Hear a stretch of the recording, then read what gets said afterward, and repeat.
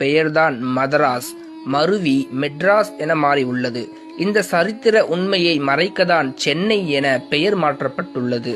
மதராஸ் முஸ்லிம்கள் மதராசப்பட்டினம், மதராஸ், மெட்ராஸ், சென்னை அரபு வணிகர்களுக்கும் இந்தியாவுக்கும் உள்ள உறவு என்பது மனித நாகரிகம் தோன்றிய காலத்திலிருந்தே வந்துள்ளது. குறிப்பாக தென் இந்தியாவில் உள்ள கேரளா, தமிழகத்தில் உள்ள குமரி மாவட்டம், தேங்காய்பட்டினம், தொண்டி, கீழக்கரை, பரங்கிப்பேட்டை, காயல்பட்டினம், ஆதிரம்பட்டினம் மற்றும் மண்ணடிப்பட்டினம் ஆகிய நகரங்களில் வணிகம் செய்து வந்துள்ளார்கள். வணிகர்களாய் வருகை தந்து இங்கே வாழ்ந்த அரபுகள் நபிகள் நாயகம் ஸல்லல்லாஹு அலைஹி வஸல்லம் அவர்களின் கால துவக்கத்தில் முஸ்லிம்களாய் மாறி வணிகத்திற்கு வருகிறார்கள். இன்று சென்னையில் உள்ள மண்ணடிப்பட்டினத்தில் அதிகமாக வசித்தனர். அவர்களை அக்கால மக்கள் மூர்கள் என அழைத்தனர்.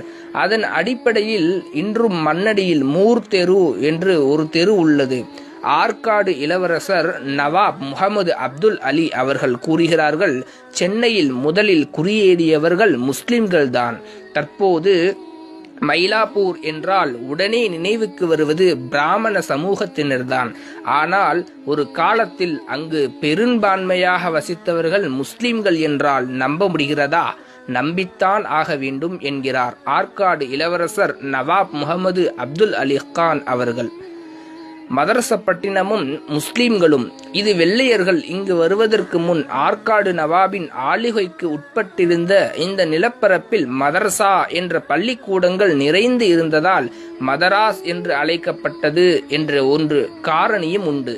17ஆம் நூற்றாண்டில் இங்கு வாழ்ந்து வந்த ஒரு முஸ்லிம் பெரியவர்கள் குணங்குடி மஸ்தான் சாஹிப். இவரது சொந்த ஊர் ராமநாதபுரம் மாவட்டத்தில் உள்ள தொண்டியாகும். ஆகையால் அப்பகுதி மக்கள் அவரை தொண்டியார் என அழைத்தார்கள். அந்த ஏரியாதான் தற்போதைய தண்டையார்பேட்டை, அதாவது தொண்டியார்பேட்டை தற்போது தண்டையார்பேட்டை என அழைக்கப்படுகிறது. சையத் சா பேட்டை தான் தற்போது சைதாப்பேட்டை என அழைக்கப்படுகிறது. திரு அலி கேணி தான் தற்போது திருவல்லிக்கேணி என அழைக்கப்படுகிறது. தாஹிர் சாஹிப் தெரு தற்போது தாயார் தெரு என்று பெயரில் அழைக்கப்படுகிறது. டி நகரில் இன்றும் முஸ்லீம் பெயர்களில் உஸ்மான் ரோடு, பசுலுல்லாஹ் சாலை, அபீபுல்லாஹ் சாலை என்றும் நிறைய சாலைகள் உள்ளது.